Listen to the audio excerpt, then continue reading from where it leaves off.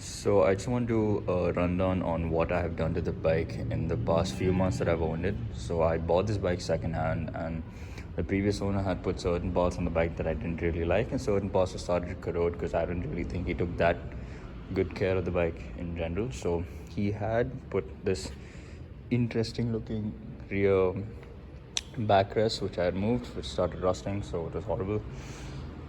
He had put a fairly cheap looking LED light, which I've also removed. I'll get to that in a bit. So usually when it comes to buying second-hand vehicles, the tires are completely shot dead. So these ones are a slightly bigger 140 section MRS zappers at the rear, whereas the front has what's basically the same tire that you get in the current model generation of the Interceptor, which is I think it's a Zoom Cruise, yeah. So it's nothing special, but the thing is, having two different tires is not ideal, but I couldn't really get a zapper from the front, so this is what I'm running right now. I shall change it later.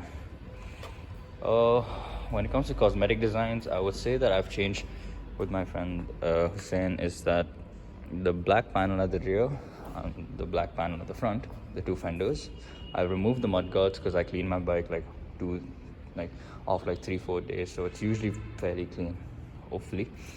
So it's black in the front and rear. I've changed the headlight unit to what is stock, but this black color and all the black parts on the bike used mostly doesn't really come with this color of the orange crush, so it's usually gray. I've changed to black because it looks a bit meaner and I prefer black, so I'm actually planning on changing this black as well, because I just realized today when I went on a ride that apparently that comes in black as well, so that's another expenditure I have to do. Well, when I say me, you know what I mean. Anyhow, so when it comes to the performance parts of the bike, actually forget the performance parts first. I'll get to the riding triangle of the bike, which I assume is fairly important, because if you notice over here, it's actually the Continental GT foot peg. So me and Hussein, we spent like 2 hours or more just trying to replace the Interceptor foot peg to the Continental one, because, well, I'll just show it to you actually. So when you sit on the bike, the Interceptor foot pegs come a little bit forward from both sides, obviously, and the issue with that is the transmission box is, or like the transmission case, is quite big on the Interceptor, so the foot pegs used to stick out quite a bit. So when you're in like stop and go traffic, and since I go to college, well, every day, at least I try to, during stop and go traffic, you would hit your shins on the foot pegs, which is very painful. So I changed to the Continental foot pegs, which is honestly fairly comfortable actually. However, I've kept the stock handlebars on, the Intercept handlebars, so it basically gives it a slight, Duke 390 feel, where it's a fairly aggressive rear foot peg set, whereas the handlebars are quite relaxed and upright. So it's an interesting feel. And based on those choices, I chose to go for the Continental rear seat, because when you have a fairly aggressive rear foot peg set, your butt is basically slightly higher and inclined towards the back. So it gives it a bit more curve, so it gives you a bit more support when you're riding on the bike, so which is nice. And now I'll get to the performance parts of the bike, which, as you can clearly see, it has a full system power age exhaust with some fairly nice gold coloring to the front. So the thing is, when it comes to these exhausts, they are really, really loud. As you can see, I have put the baffles over here, all DB colors, which is supposed to reduce the sound. However, since it's a full system and the catalytic converter and everything has been completely removed, but it does have the O2 sensors, which is good. So the catalytic converter and everything's completely removed because it's an entire replacement of a downpipe. So even with the baffles on, this thing is stupid loud. I'll do a sound clip later on, and I mean, you guys have probably heard on my Instagram account quite a lot. So yeah, they're really, really loud, and without the baffles, God help us all. So now again, it's a full system exhaust basically allows more air to pass through the whole system. So if more air is going out, more air has to go in. Now this is where, well, I didn't really remove it because it took too long, but in here is, well, the stock air filter, but it has basically, I bought a filter cover from MK Designs that allows more air to go into it, so it's a bigger hole, so more air can go into the However, it has a stock filter, which means that not like it doesn't allow that much air as it would with a metal plate and the performance filter. The funny thing is, what I've done with this bike is technically you get the filter first, which is a stage 1, and then you get the metal plate, which is a stage 2. However, I did it the other way around, so it's like my stage 1 is a stage 2 and stage 2 is a stage 1, so it's some weird thing going on there. Now, the main issue with running a bike like this is that a lot of air is going in and a lot of air is going out. However, even though this has fuel injection, meaning that the ECU can calibrate to a certain degree the fuel that's being burnt in the bike, however, it's only to a certain degree. So the bike is, at least in my assumption, and I should assume for the worst, is that the bike is running very lean right now.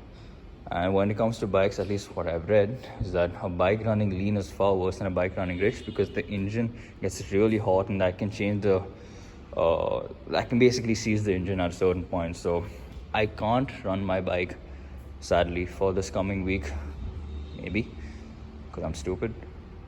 But if I do get the filter by this week and hopefully an ECU tune, I should be able to run the bike at its best.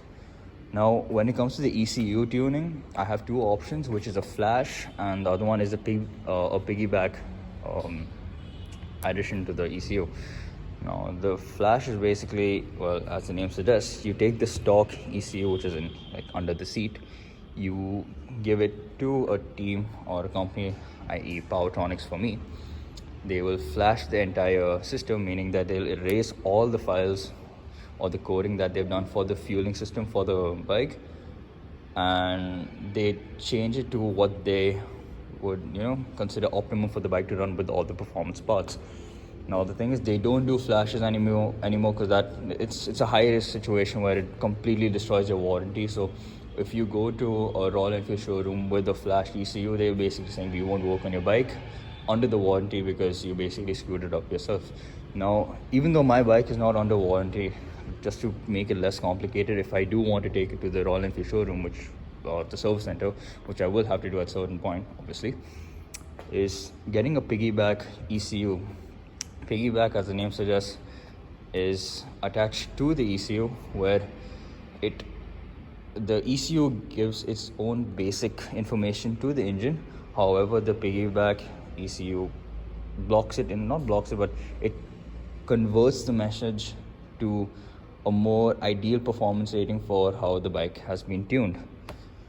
So yeah, with that, hopefully the bike should run a lot better. Now, after those performance upgrades, I don't really have anything else I would like to do in the next 2-3 years, because honestly, what more should I do to this bike? I mean, there is a big bore kit from I think SNS and a camshaft, but that's really expensive. So I think the camshaft costs like 30k and the big bore kit's about 1 lakh. So probably rather than buying a new bike, I'd rather just invest into that and just get a bigger bike, because apparently bigger is better. And yeah, so that's probably the end of the whole performance motive for my bike.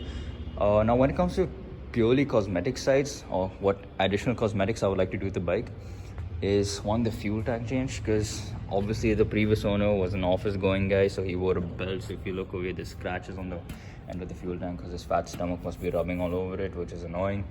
I'll change it from orange to probably like blue and black, even though I did my mom named the bike Kesaria, so that's kind of an issue, but whatever, it'll still be called Kesaria.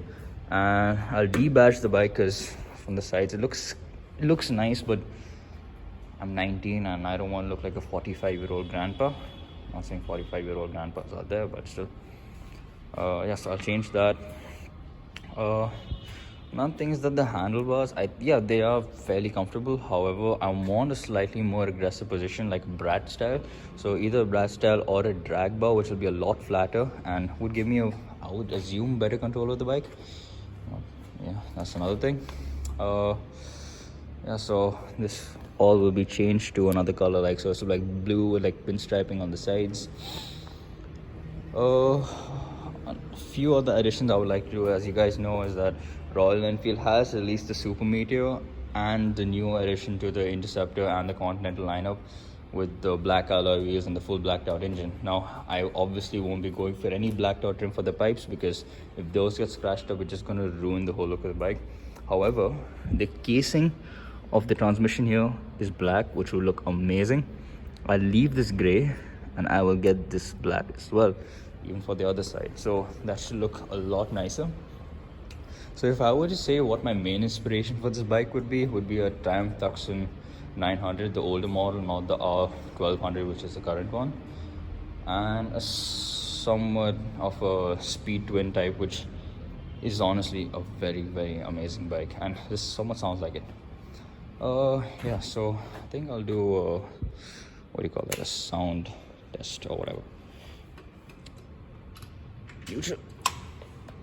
Yes, it worked. And you shall not hear me for the next few seconds. By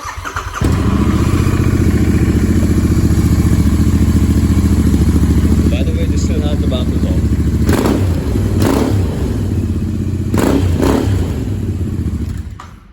Before my neighbors kick my ass, I shall switch that off. Anyhow, so yeah, that's a basic, well, I say basic, a rundown on what I've done and what I am planning to do with my bike. Yeah, so